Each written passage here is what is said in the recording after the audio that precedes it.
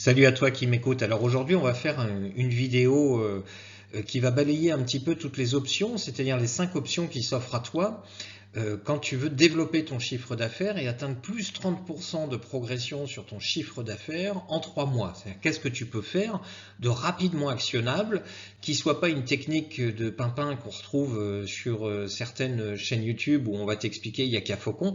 Non, non, je vais t'expliquer très clairement ce que tu dois faire au travers de 5 secrets de professionnels, c'est-à-dire 5 secrets qui vont te permettre vraiment d'aller chercher plus de chiffre d'affaires pour ton activité.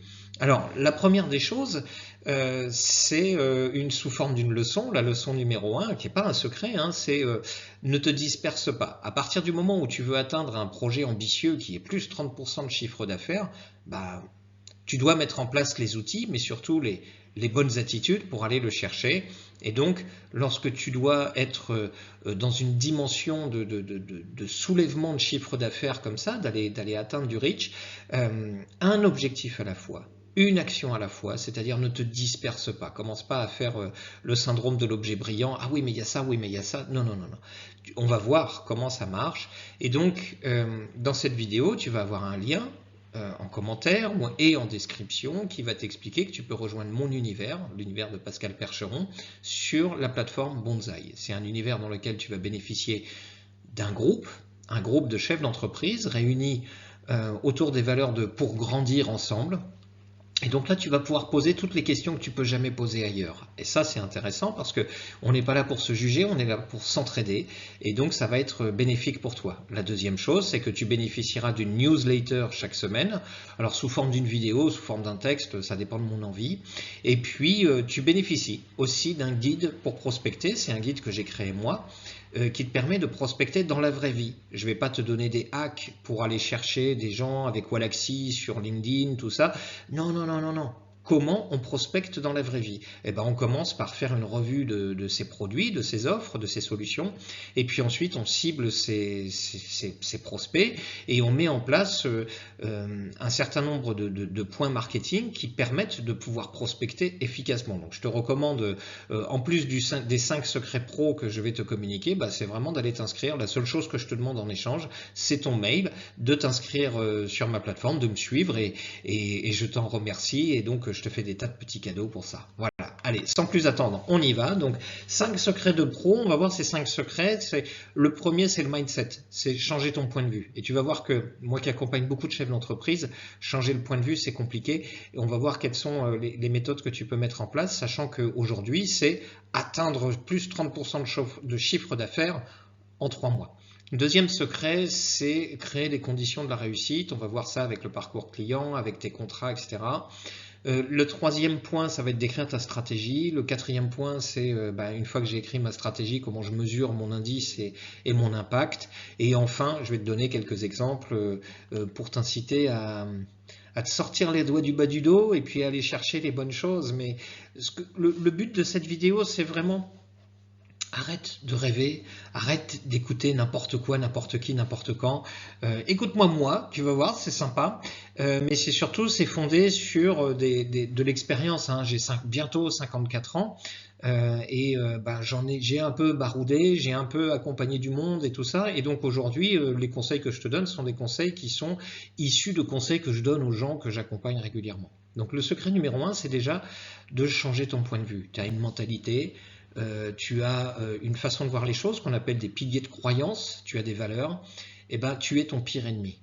Donc dans une vie antérieure, j'ai accompagné beaucoup de commerçants et les commerçants, ils ont des gens qui déboulent dans leur magasin et ils ont ce qu'on appelle un assortiment, donc une gamme, une largeur de gamme, une profondeur de gamme, ils ont des familles de produits à vendre, etc.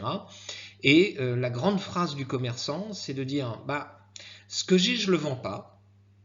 Et ce que j'ai pas, je pourrais le vendre. Donc j'augmente mon stock, j'appauvris mon magasin.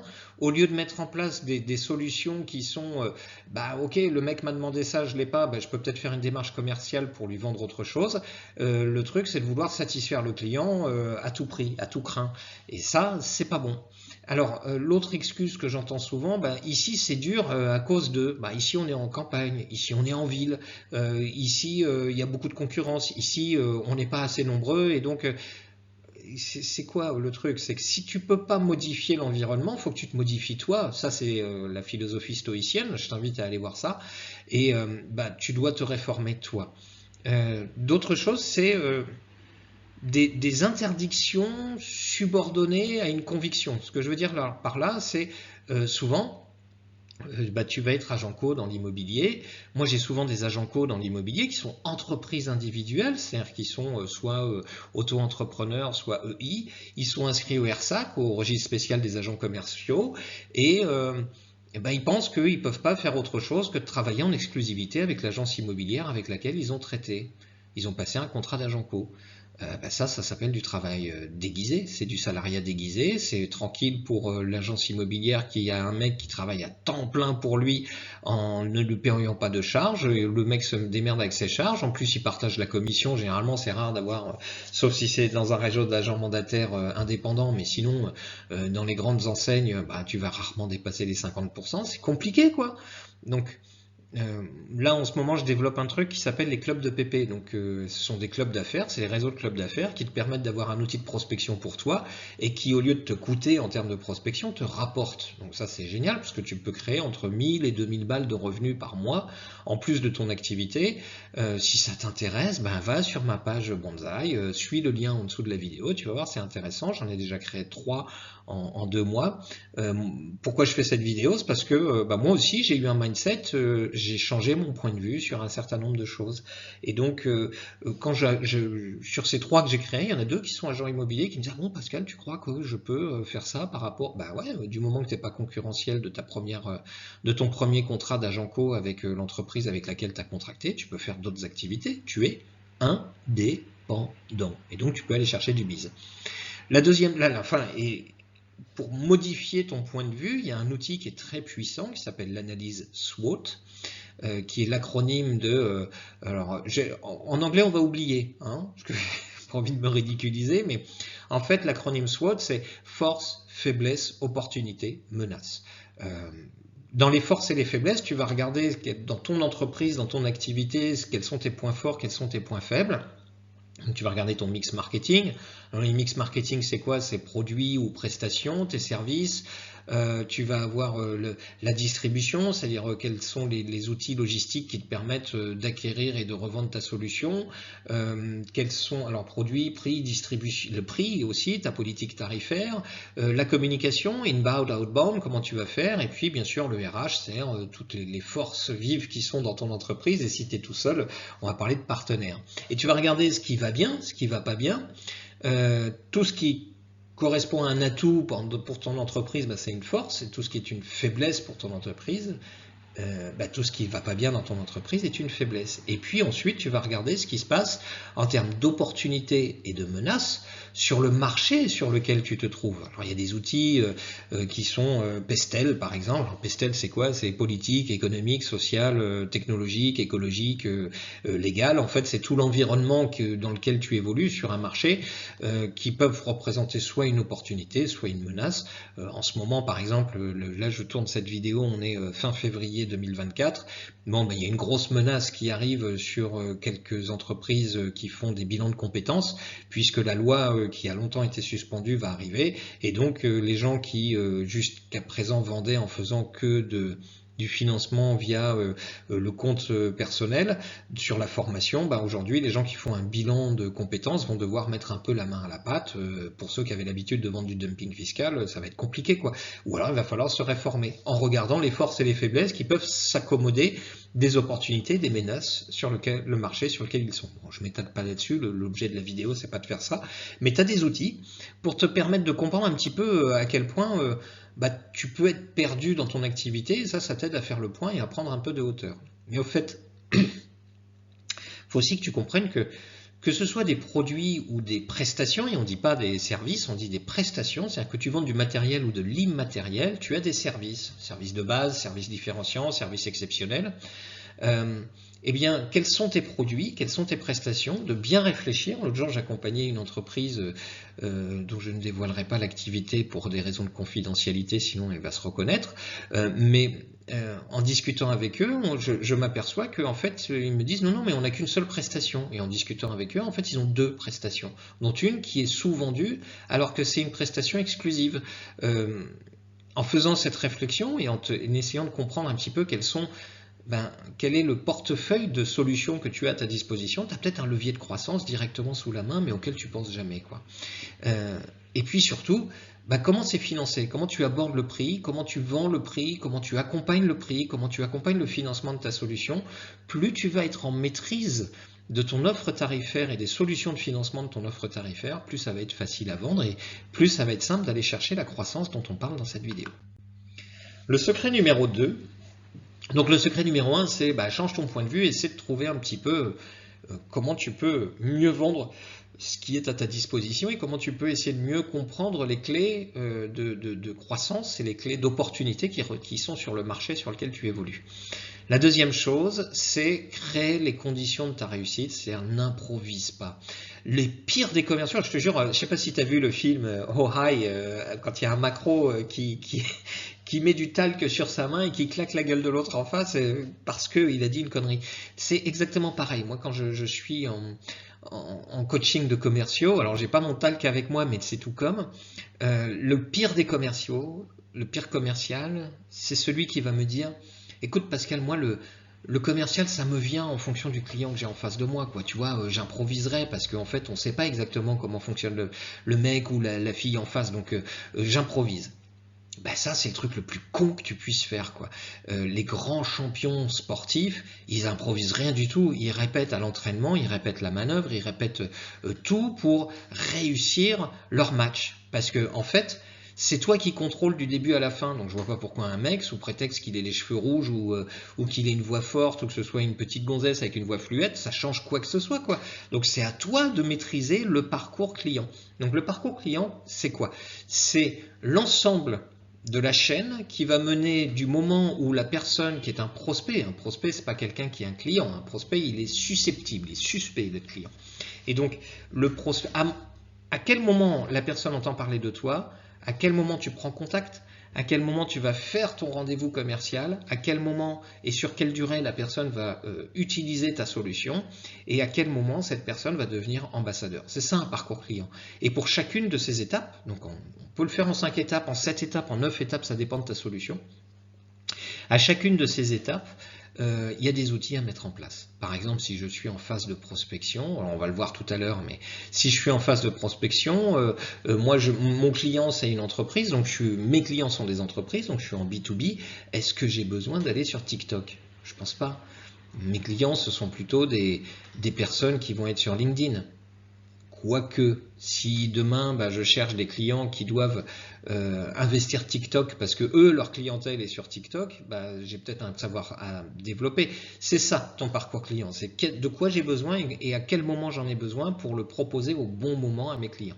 Donc ton parcours client, je saoule un peu tout le monde avec ça, donc n'hésite pas à t'abonner sur ma page et Banzai, regarde le lien en dessous, tu vas voir, rejoins-moi, on a un groupe WhatsApp, on peut se parler au téléphone, on peut communiquer ensemble et tous les jours je t'envoie un hack là-dessus. Donc la deuxième chose, une fois que tu as défini ton parcours client, c'est que la finalité, c'est pas la vente. Si tu penses que tu as fait ton job quand tu as vendu un truc, c'est que tu n'as rien compris au business. Le business, c'est pas ça. Le business, c'est quand j'ai fait un client, combien de personnes va-t-il me recommander? Derrière ce client se cache un réseau, un continent, un océan de possibilités. Donc, ce qui m'intéresse, c'est pas que le client soit client. Ce qui m'intéresse, c'est que le client achète pour me recommander, pour faire de l'upsale ou du cross-sale, on va voir ce que c'est. Mais ce qui m'intéresse, c'est aussi combien de clients, combien de nouveaux clients, combien de prospects cette personne va pointer vers moi, ce qu'on appelle un ambassadeur. Et donc, quels sont tes contrats? C'est super important aussi, donc de connaître tes conditions générales de vente, les conditions de ta vente, en fait, le cadre de ta vente, c'est super important. Combien il y a de commerciaux qui n'ont pas lu leurs conditions générales de vente, qui n'ont pas lu leur contrat, qui ne savent même pas ce que c'est et qui s'en foutent? C'est chaud patate parce que, en fait, le cœur de ta vente, Ce que tu vends, c'est un contrat in fine. Même quand tu vends une paire de baskets, c'est la DGCCRF, c'est la loi, tu as des conditions générales de vente qui sont quelque part et qui sont l'acceptation du cadre de la vente. Si tu n'as pas de cadre de vente, bah c'est freestyle. D'abord, tu es hors la loi, mais surtout, si tu connais pas le cadre de ta vente, t'es qui toi? En fait, tu es un clown. Non, t'es pas un clown, t'es un commercial, tu vends tes solutions, bah tu connais tes contrats. Alors les contrats, ils peuvent être soit sous conditions générales de vente, soit si tu es en sous-traitance, en travaillant pour un autre, bah tu vas vendre les offres des autres, donc tu es agent co, mais il faut connaître les contrats. Il y a des contrats qui sont spécifiques comme les mandats par exemple, donc quand tu vends de l'immobilier, tu vends un mandat en fait, la personne te délègue une compétence. Et bah, dans la maison individuelle, tu vas devoir vendre un contrat ultra complexe quand tu vends des maisons neuves, et si tu as la chance d'avoir un constructeur qui s'est équipé du contrat de construction de maison individuelle, le CCMI, bah, faut le connaître. Il faut connaître les garanties liées à ce contrat, il faut connaître les services liés à ce contrat, il faut connaître les opportunités et les limites de ce contrat. Ça t'évitera de dire des conneries en rendez-vous commercial, ça t'évitera en connaissant tes contrats, tu seras sérieux et tu rassureras. Et c'est ça le plus important. Alors, le troisième secret, c'est de définir les KPI, une fois de plus, un acronyme anglais, c'est Key Performance Indicators, donc les indicateurs de performance clés. Quand tu te lances dans un truc, bah, faut que tu mesures tes résultats. Si tu te déplores de ne pas faire le chiffre d'affaires que tu veux, si ta seule boussole, si ton seul indice, c'est bah, je veux faire 200 quand je fais 100, bah, bon chance, quoi, comme dirait l'autre. C'est quoi la mesure de ton impact? Donc, on va prendre les 3 points. En prospection, en vente et en fidélisation client. Donc en prospection, tu dois mesurer ta performance et ton travail pour mesurer si ce que tu fais en prospection est bien ou pas, s'il faut continuer ou pas. Et donc, il n'y a qu'un seul ratio que tu dois connaître, à minima, enfin, il n'y a pas qu'un seul ratio que tu dois connaître, mais le seul ratio qui est vraiment important en prospection, c'est ok, quand je fais une vente, il a fallu que je rencontre 3 prospects à qui j'ai fait un rendez-vous commercial. 3 prospects à qui j'ai fait une déballe commerciale. Donc ça veut dire que pour faire une vente, il me faut 3 rendez-vous aboutis. Mais pour faire 3 rendez-vous aboutis, il a fallu que je fasse 10 démarches de prospection et que j'en parle à 10 personnes. Donc c'est quoi ton vrai indice? C'est en fait il te faut 10 prospects à qui tu vas parler de ça. Sur ces 10 prospects, tu vas faire 3 rendez-vous. Sur ces 3 rendez-vous, tu vas faire une vente. Donc, tu veux faire 2 ventes par mois? Bah, il te faut 20 prospects. Tu veux faire 3 ventes par mois? Bah, il te faut 30 prospects. Alors, je te dis ça parce que ça, c'est les ratios qu'on trouve généralement en B2C, c'est-à-dire quand tu t'adresses aux particuliers. En B2B, il te faut en général 3 prospects pour faire une vente. Peu importe, ça dépend de tes ratios, ça dépend de ton efficacité, ça dépend d'un grand nombre de choses. Et bien sûr qu'il n'y a pas que ce ratio-là, mais néanmoins, ça peut être intéressant. La deuxième chose, ça va être la vente. Dans la vente, il y a des étapes. Donc, il n'y a rien qui m'agace plus que le commercial freestyle, donc le mec qui se dit oh, on verra bien sur place, alors celui-là il m'agace profondément, et puis surtout le commercial qui ne sait pas mesurer son travail. Ouais, je suis un bon commercial, je suis un mauvais commercial, d'accord. Comment tu mesures ça? À la fin de chaque rendez-vous, tu dois avoir une petite feuille dans laquelle tu t'es posé 5 questions. Première question, est-ce que j'ai rencontré le bon décideur? Qui était le décideur? Deuxième question, alors si tu as abordé la question, chapeau, 1 étoile. Quel est le délai de prise de décision du client? C'est-à-dire que dans la solution que tu présentes, dans combien de temps le client doit avoir acquis la solution que tu proposes? Si tu ne connais pas ce délai-là, tu manques 1 étoile. Quel est le budget de ton client? Combien il a dans la poche? Ah, il a une voiture dans la cour, c'est une Mercedes, donc il a du pognon. Ça, c'est une grosse connerie. Il n'a pas une Mercedes, il a un endettement en général. Quelles sont les motivations de ton client? Ça, c'est la 4e question. Au travers du SONCAS, sécurité, orgueil, nouveauté, confort, argent, sympathie, écologie. Tout le monde achète pour des raisons qui sont liées au SONCAS. Le SONCAS est le truc le plus important qui soit en termes de compréhension des motivations d'achat de ton client. Si tu ne sais pas pourquoi ton client cherche ta solution, tu es un gros naze. Désolé de te le dire. La 5e chose, c'est qui est la concurrence en face de toi. Imagine que tu vends une solution qui soit des solutions de site internet. Tu vends des sites internet. Tu vas rencontrer un commerçant et le mec te dit ouais ok bah écoute c'est moi le décideur, t'inquiète pas c'est moi qui décide. D'ici 3 mois, d'ici 3 semaines je vais prendre ma décision, je vais trouver le partenaire qui me fera mon site. Je suis prêt à mettre 3000, 4000 balles sur la table, no problemo. Pourquoi ça va sécuriser mon business et puis ça va modifier un petit peu la vision de mon business un peu séculaire. Donc en fait sécurité, nouveauté. Ok, d'accord. Mais si tu n'as pas posé la question, si c'est pas moi qui le fais, qui d'autre va faire ton site internet? Tu vas supposer, une fois de plus. Et là, si tu lui as pas posé la question, tu vas découvrir que le mec, en fait, il avait besoin de ton devis pour regarder ce que c'était, mais qu'il va demander à son fils ou sa fille qui est en BTS NDRC, qui lui sait faire des sites internet et qui veut lui faire un site internet. Trop pourri par rapport à ton truc, mais peu importe. Et en fait, ça va lui coûter 100 balles, quoi. Et ça, si tu connais pas les réponses à ces questions-là, bah, tu es juste un commercial qui fait du vent, quoi. Tu brasses de l'air, mais en fait, tu n'es pas efficace. Donc ces 5 questions-là, tu dois les avoir. Si tu veux aller chercher plus de chiffre d'affaires, si tu veux faire une progression de 30%, il faut que tu fasses plus de ventes. Pour faire plus de ventes, il faut que tu maîtrises ta clientèle, il faut que tu maîtrises tes rendez-vous clients. C'est le seul moyen d'y arriver.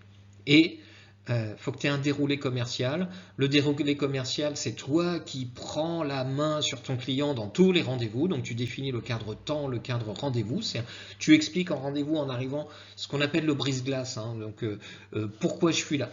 Okay, pourquoi je suis là? On a pris rendez-vous, je vous ai prospecté, tout ça, je vous rappelle le contexte. Et puis tu donnes le temps. Alors, en fonction de ce que tu as à vendre, je vous propose qu'on prenne 30 minutes, 45 minutes, 1 heure, en fonction du temps que dont tu as besoin. Et tu poses le cadre, c'est toi qui poses le cadre.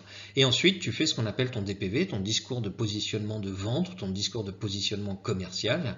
Je suis telle personne, je fais ça comme activité et je résous ça comme problème et c'est la raison pour laquelle je suis là aujourd'hui. Est-ce que ça vous parle? Et en fait, le mec doit réagir à ce discours. Ça, on peut le travailler ensemble si tu veux. Et puis ensuite, tu vas questionner ton client. Et le questionnement client, il est super important pour essayer de comprendre où est ton client. Mais si tu questionnes intelligemment, tu peux même balancer une analyse. Alors pour ça, il y a une méthode qui s'appelle la méthode AOS. Tu vas aborder 4 points. Les 4 points, c'est l'activité. Qu'est-ce que vous avez comme activité? C'est quoi votre activité? Ah, je suis garagiste. D'accord. Ça, c'est pas une question.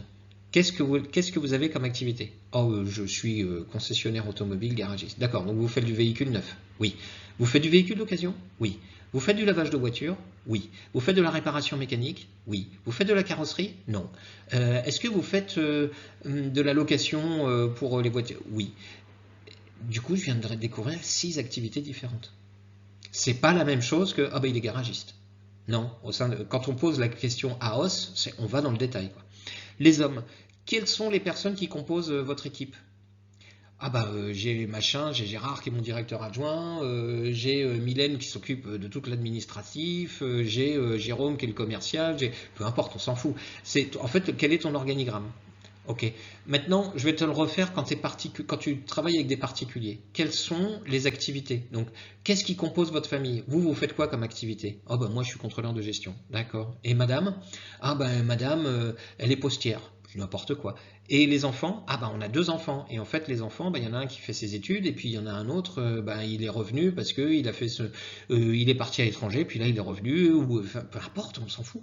C'est l'activité de la famille. Ok. Quels sont les hommes, les personnes qui composent cette famille? Donc vous m'avez parlé de telle personne, vous m'avez parlé de telle personne. Ah oui, mais en fait on est famille recomposée. De temps en temps, j'ai les demi-frères et demi-sœurs qui se pointent, tout ça. Ok, donc tu commences à comprendre un petit peu l'organigramme de la famille. Et en dessous, tu as objectif solution. Alors aujourd'hui, on est sur la planète des bisounours. Je le dis comme ça, je suis une bonne fée marraine, j'ai une belle baguette magique, et il n'y a rien de sexuel derrière. J'ai une baguette magique, je vais exaucer votre vœu. Quel est votre objectif? Et comment vous comptez l'atteindre? L'objectif, le mec va te le décrire, ou la dame, ou le couple, tout ça. Ok, mon objectif c'est ça. Ok, pourquoi? Alors là, tu fais la règle des 5 P. Pourquoi? Son objectif, tu essaies de le comprendre, tu le décortiques. Et enfin, tu poses ta dernière question. Quelles sont les solutions que vous avez mises en place d'ores et déjà pour atteindre ce truc-là? Si toi, ta solution, c'est la solution A et que le mec te dit moi, j'ai déjà essayé une solution qui s'appelle A et c'était de la merde, ça s'est très mal passé. Tu penses vraiment que tu vas lui proposer ta solution A? Mais si tu n'as pas questionné ton client avant, tu vas forcément te mettre les pieds dans le tapis, tu vas rentrer bille en tête sur la réponse solution A, et le mec va te dire non et tu vas pas comprendre pourquoi. Pose des questions avant de vendre. Enfin, pas enfin d'ailleurs. Ensuite, une fois que tu as fait la méthode AOS, ben, tu vas passer dans l'analyse commerciale, tu résumes. Donc si je vous comprends bien aujourd'hui, vous êtes dans cette solution-là. Sur la planète des bisounours, votre objectif atteint, ça ressemble à ça. Et donc si j'ai bien compris, et en tant qu'expert de ma solution, il vous manque telle, telle et telle solution pour arriver à destination. C'est bien ça, chère madame, cher monsieur? Oui. Et tu cherches le oui. Très bien. Normalement, si tu as bien fait une analyse client, le mec doit te dire en face, mais vous êtes pas capable de faire ça, vous? Et ça, c'est bon, ça veut dire qu'il a acheté. Néanmoins, il va quand même chicoter un petit peu. Donc tu vas poser c'est à ce moment-là, moi, que je pose les questions, les 5 découverts clients. Est-ce que c'est bien vous qui décidez? Quel est votre délai? Quel est votre budget? Quelles sont vos motivations? Si j'ai bien compris, vos motivations, c'est ça. Et puis si c'est pas moi qui le fais, qui d'autre? Ok. Et enfin, tu vas répondre aux objections. Sauf si vous avez des réponses, des objections, on peut mettre en place une solution, effectivement. Là, tu vas faire sortir les objections. Et puis ensuite, tu rentres sur ton close. Voilà, tu as une méthode, tu as un déroulé commercial. Tu vas pas le nez au vent, quoi. Tu fais des choses sérieusement. Enfin, tu as la fidélisation client dans ce secret numéro 3. C'est l'objectif, comme je te disais au préalable, c'est pas de faire ta vente. L'objectif, c'est de fidéliser tes clients, de transformer tes clients en ambassadeurs. Si tu sais pas faire ça, tu es un gros naze. Pardon, hein, je te rentre dans la gueule, mais tu veux aller faire plus 30% de chiffre d'affaires, on va pas faire des bisounours, quoi, on va y aller. Donc, le nurturing, c'est la première des notions. C'est je fais X clients par mois, par an, par jour, on s'en fout. Combien j'en perds, ces clients-là? Combien il me faut de nouveaux clients pour compenser la perte de ces clients? C'est ça le nurturing. Et ça, c'est super important parce que moi, je suis en one shot, je fais que de l'immobilier, je fais que de la vente de cuisine, par exemple, ou de piscine. Attends, quand le mec il m'a acheté ma piscine, il y a peu de chances qu'il me rachète une piscine. Ah bon? Mais combien de personnes il peut t'envoyer? Et puis comment tu peux lui vendre aussi des solutions d'entretien de la piscine pour la plage, pour le nettoyage de la piscine avant le printemps, tout ça, tout ça. Est-ce que tu as pensé à ça? Bon. Je voudrais te mettre un truc, un signal d'alerte. C'est-à-dire que tu peux avoir plus 30% de chiffre d'affaires, mais tu peux aussi avoir moins 30, moins 60% de chiffre d'affaires. Si toi, tu as une activité dans laquelle tu as un ou deux gros clients, si ces mecs-là se barrent, t'es mal. T'es très mal. Ça m'est déjà arrivé. Hein. T'as intérêt à être aware pour aller chercher très vite du newbies parce que tes gros clients, c'est ton danger. Donc c'est eux, tu dois les bichonner, tu dois passer du temps avec eux pour être sûr que déjà, tu ne vas pas transformer ton plus 30% en moins 30%. Et puis, tu dois penser, on en a parlé dans le secret numéro 1, c'est qu'est-ce que tu vends, donc quelles sont tes prestations, et tu dois vraiment faire un découpage de toutes tes prestations et solutions, qu'elles soient matérielles ou immatérielles, de tes services, parce que tu peux faire du cross-sale. C'est quoi le cross-sale? C'est, j'ai la solution A, je vais quand même vendre la solution C à mon client, parce qu'il en a besoin aussi, et donc je revends au sein même de ce client-là. Ou alors je fais de l'upsale, c'est-à-dire que j'ai une solution A et j'ai une solution A+. Je vais lui balancer et je vais essayer de lui faire monter en gamme et de lui vendre la solution A+. Est-ce que tu peux ou pas?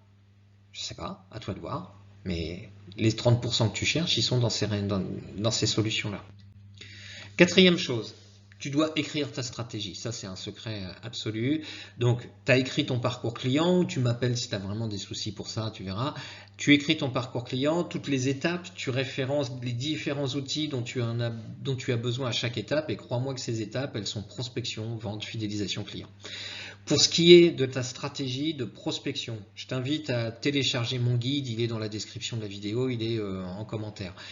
Dedans, tu vas trouver un guide qui te permet de développer ta prospection. Tu dois avoir au moins 3 systèmes de prospection et sur la planète des bisounours, un système de prospection digitale. Donc ça peut être les réseaux sociaux par exemple, ça peut être une newsletter, ça peut être autre chose. Un système de prospection réseautage dans la vraie vie, un réseau d'affaires, un club d'affaires, un réseau de partenaires.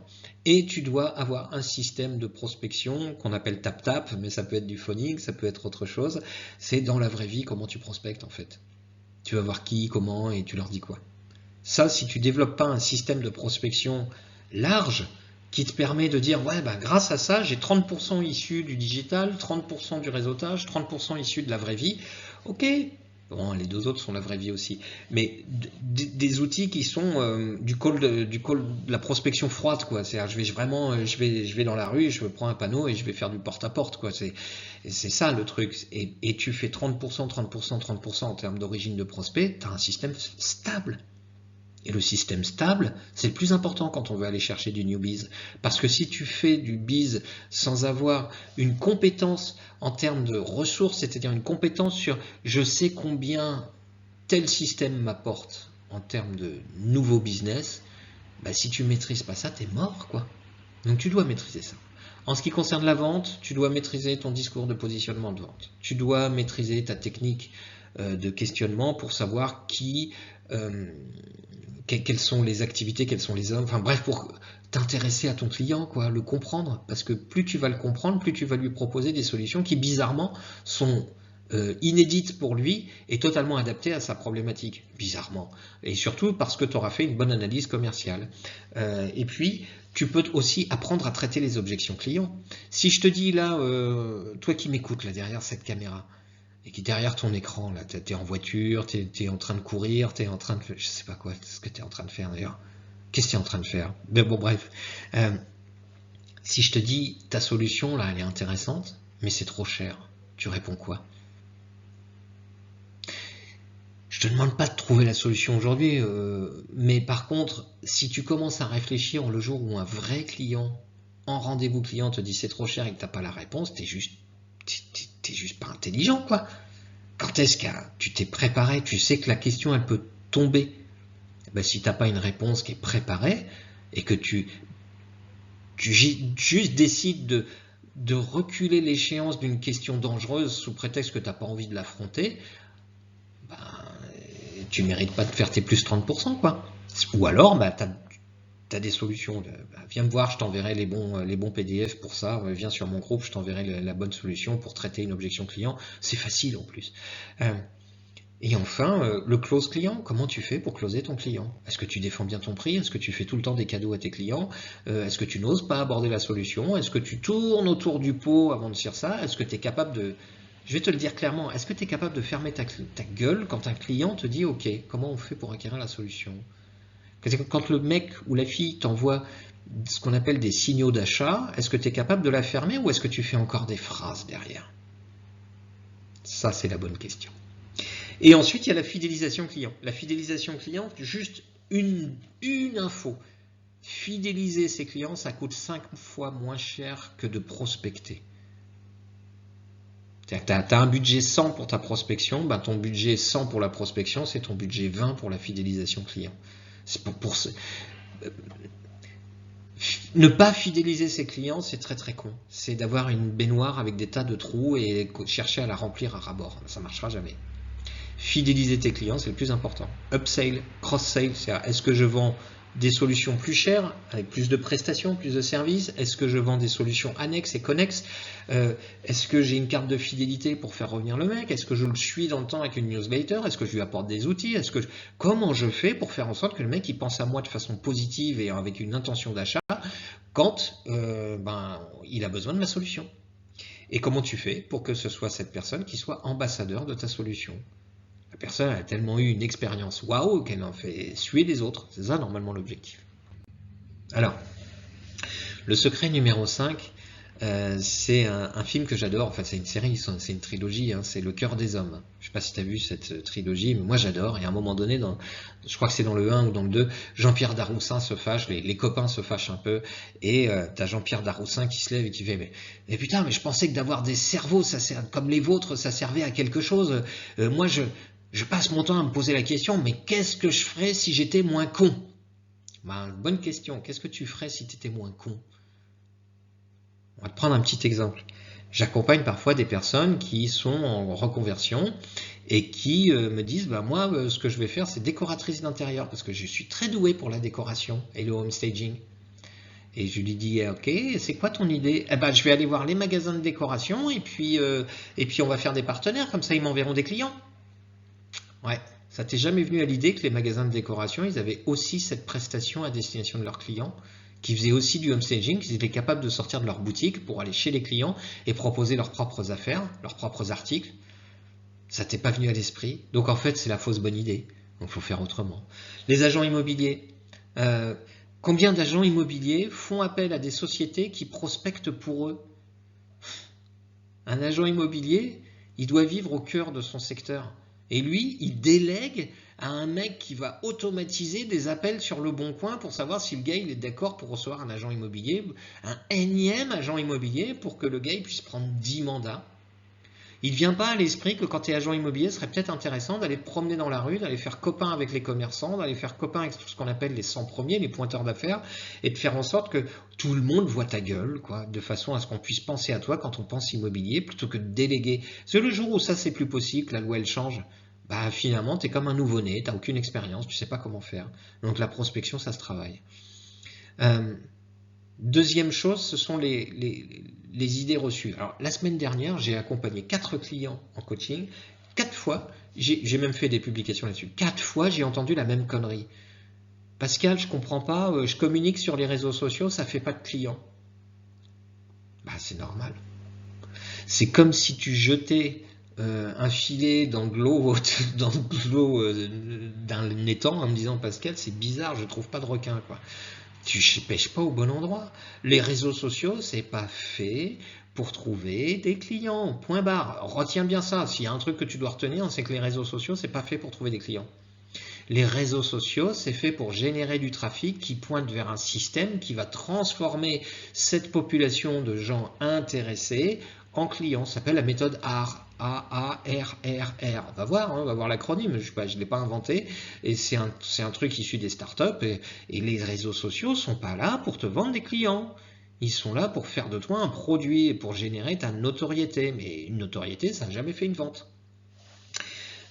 Exemple numéro 3, c'est la sérendipité. La sérendipité, c'est l'art de trouver quelque chose par hasard. Par exemple, le salarié qui un jour a fait tomber dans une cuve à vinyle une feuille de carton et qui a rendu les vinyles à l'époque plus souples et moins cassants, lui, il a fait de la sérendipité, c'est-à-dire qu'il a trouvé une solution par hasard. Le pauvre, il était salarié, il n'a pas pu en profiter.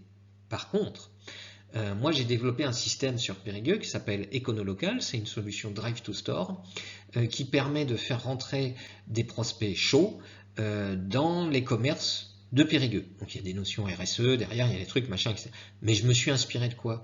Je me suis inspiré de ce que font les youtubeurs quand ils le font bien pour envoyer les gens sur un lead magnet, donc une newsletter, obtenir un mail, une newsletter et envoyer aux gens un lead magnet. Moi, mon truc, ça s'appelle Econolocal, c'est vente privée Périgueux et le lead magnet, c'est un magazine mensuel.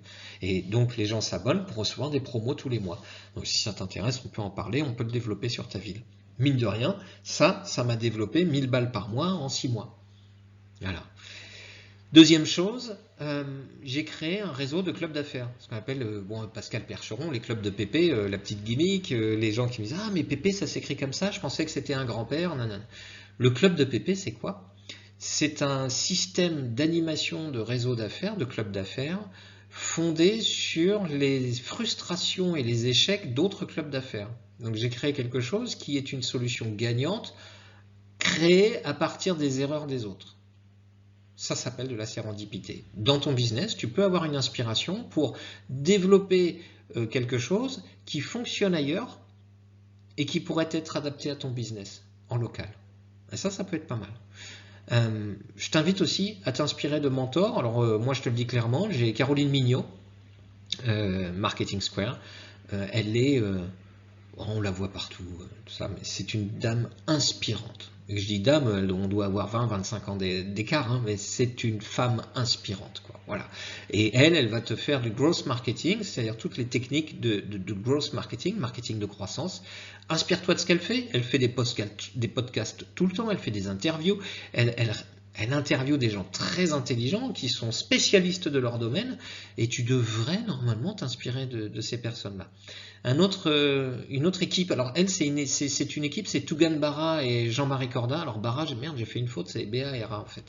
Tougan Barra, c'est un génie du marketing, il le dit lui-même, marketing de bourrin, mais c'est pas mal. Et en fait, si tu veux développer, et avec Jean-Marie Corda, qui lui est un type qui a vraiment, il a bourlingué quoi. Et lui, c'est un pro des pages de conversion, des pages de vente. Et tous les deux, ils ont créé un outil qui s'appelle Bonsai, sur lequel je suis, et qui est extraordinaire. Et si tu connais un petit peu les funnels de vente, tu vas vite comprendre pourquoi il est extraordinaire. Mais je t'embête pas avec ça, c'est pas avec ça que tu vas faire 30% de chiffre d'affaires dans les 3 prochains mois, il faut un peu plus de temps.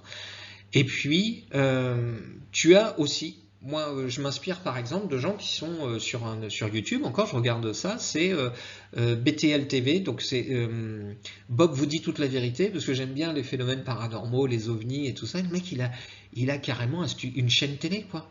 Alors c'est sur YouTube, hein, il a des milliers d'abonnés, il a un modèle économique super stable, et il fait des émissions de télé, c'est vachement inspirant. Et puis en local, moi je suis sur Périgueux, donc j'ai Périmôme, par exemple, avec Caroline Été. Elle a un concept store absolument extraordinaire, et elle est spécialisée, elle fait de la niche. Et je trouve ça vachement intelligent, plutôt que d'essayer d'avoir ce que j'ai, je le vends pas, ce que j'ai pas, je pourrais le vendre, et donc j'accrois mon déficit en mettant plein de stock et en achetant de la marchandise que j'aurais pu vendre à un mec qui finalement n'est jamais revenu, et donc ça fait des...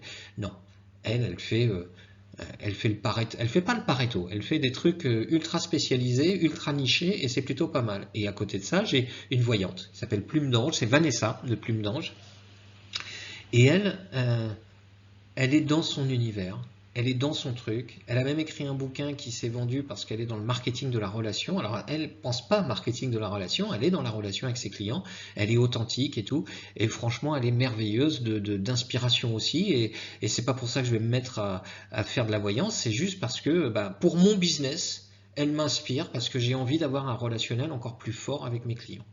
Et puis il y a la plateforme Bonsai, moi, qui m'inspire, parce que Bonsai, c'est pas un réseau social, c'est un outil merveilleux pour les infopreneurs comme moi par exemple, comme d'autres, qui simplifie très très très largement la vie des gens, quoi.